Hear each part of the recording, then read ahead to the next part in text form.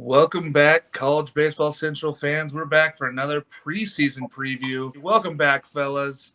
I'm joined today by Noah Darling and Jake McKeever. Well, we're going to get the show started here. So we rank all the teams here. So those of you who have not watched one of our preview shows, we start with 13, and we're going to go down all the way to 1 here for the Big 12 since there's 13 teams now. Moving on to the number 1 team. They earned this by a lot of their play last year late.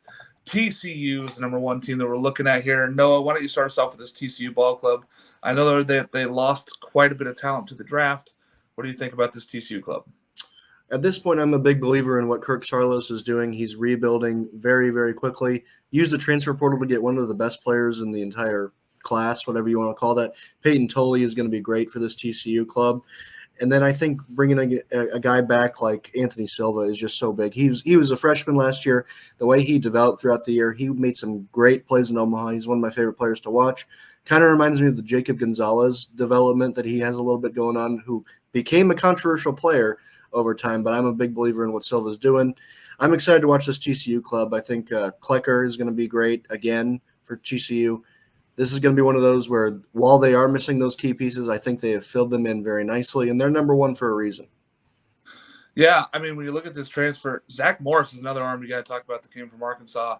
Is he going to be a big step up for them? Is he going to be a weekend rotation guy? He could be. He really has stuff that could be if he gets arm healthy.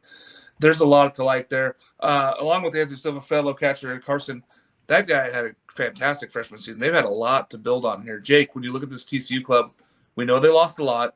Do they have enough to be the number 1 team in the Big 12 and possibly get back to Omaha?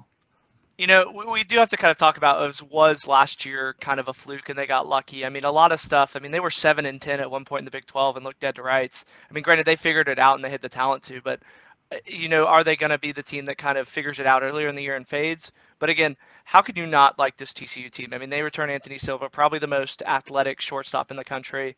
They return their Friday night guy, Cole Kleckler, who absolutely shoved in Omaha as the Friday night guy. And again, Curtis Byrne, Carson Bowen, I mean, those are 2 of the best tandem behind the plate, where one of them hits, one of them fields. And again, that play that Carson Bowen made in Iowa State to send him to Omaha, I mean, they get that back. It's going to be exciting to see how this TCU team does. Because again, them in Texas, they almost feel like they're a step above the rest of the Big 12. It does. It feels like it's a 2-horse race here for the title. I feel like everybody else is just kind of chasing those guys. I don't think that the rest of the conference has enough to chase them.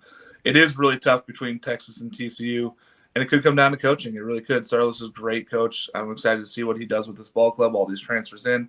Like you guys mentioned, both of you guys did, the Cole Klecker, you guys know he threw 96.2 innings last year. He almost threw 100 innings last year as a freshman, which is just crazy in a sub-4 ERA.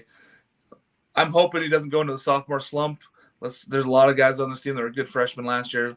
Let's hope that they don't drop down. But